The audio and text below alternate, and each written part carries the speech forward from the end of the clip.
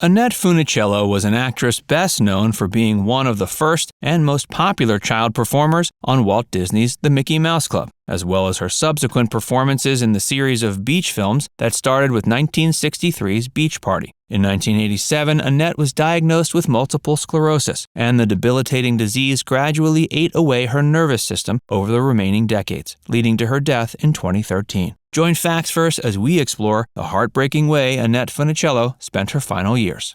Annette Funicello got her start in the entertainment industry at an early age when she was cast in the then-new Walt Disney program, The Mickey Mouse Club. She subsequently became one of the show's most popular performers and found continued success as a young adult in the film Beach Party and its numerous sequels. She also starred in some Walt Disney feature films, including The Shaggy Dog. Other things Annette was notable for during her life included working as a spokesperson for Skippy Peanut Butter. Sadly, her career in the industry came crashing down after 1987, when she was diagnosed with multiple sclerosis. She spent the remaining decades of her life combating the illness, both for her own sake and for future generations. Annette was born on October 22, 1942, in Utica, New York. When she was still young, her family moved her out to the San Fernando Valley area of LA. She was only 4 at the time, and it wasn't long before she became a part of the city's bustling entertainment industry. She was talented at both singing and dancing as a young girl, which led to her performing in a professional capacity at an early age. She wound up performing in a production of Swan Lake that was being put on by Walt Disney at the Starlight Bowl in Burbank, California. That was in 1955, and she was subsequently invited by the mogul to audition for a new show that he was brainstorming that turned out to be Mickey Mouse Club. And Annette blew Walt out of the water during the audition. She was brought onto the show and given significant time on screen,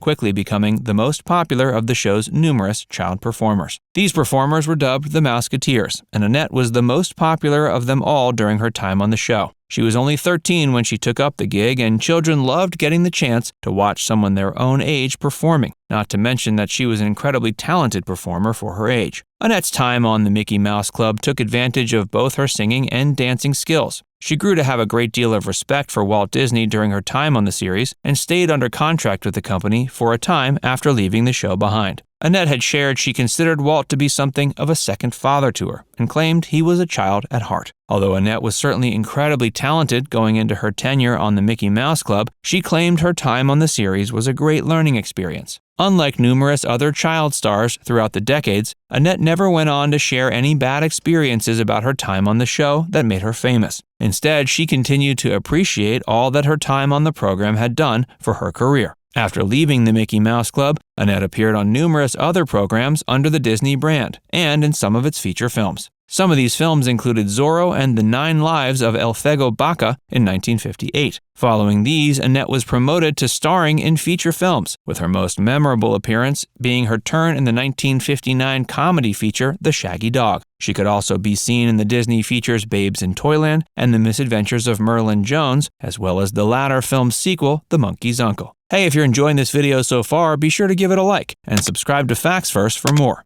During Annette Funicello's later days with Disney, she decided to branch out and start appearing in features for a slightly older audience. In 1963, she appeared in the film Beach Party alongside Frankie Avalon. The film was a massive success, and it catapulted Annette out of the box that her Disney success had put her in. The film ended up spawning several successful sequels, all of which Annette returned for. And both she and Frankie came back to the series 2 decades later to parody the concept in the 1980s. The many sequels to Beach Party included Muscle Beach Party, Bikini Beach, Beach Blanket Bingo, and How to Stuff a Wild Bikini. The films made Annette a hit with teen audiences, and she capitalized on her status as a teen idol by entering into a career as a pop singer. During this period, Annette released several successful singles that managed to enter into the top 40. These singles included Pineapple Princess, How Will I Know My Love, and Tall Paul. Annette's career calmed down after the success of her beach films, though she later revisited the beach alongside Frankie Avalon in the 1987 feature Back to the Beach. It was released by Paramount and featured Annette and Frankie playing the parents of a couple of teenagers looking to get into the same kind of fun they did in the 60s.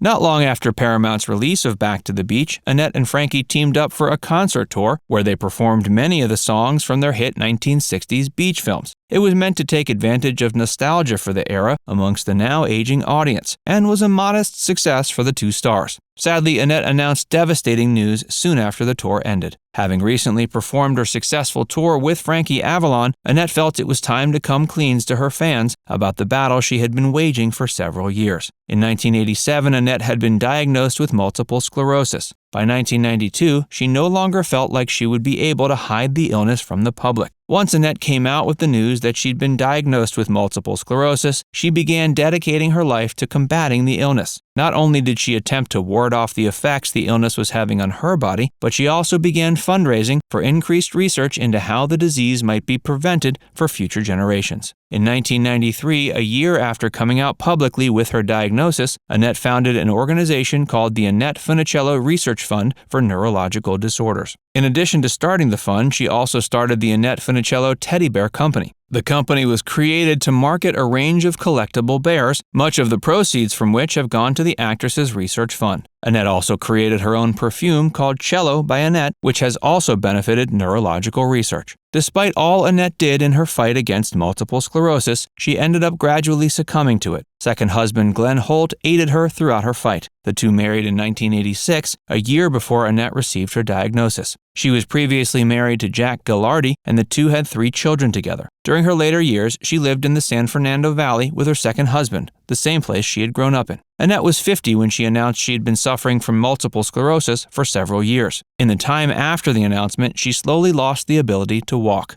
At first, she used a cane, but eventually had to start relying on a wheelchair. Once she lost her ability to speak, the actress knew it was her time to leave the public spotlight. During her battle against MS, she attempted many revolutionary methods to combat the illness. One of them saw her having electrodes implanted into her brain to quell her tremors, while another saw her take an experimental drug that resulted in a week-long hospital stay. While nothing did the trick for Annette, she remained optimistic that somewhere down the line, a true answer to the problem of MS would be found. Now it's time to hear from you. Comment down below to share how you best like to remember Annette Funicello. And before you go, make sure you give this video a like and subscribe to Facts Verse if you haven't already. Click the bell icon to stay updated on all our latest content.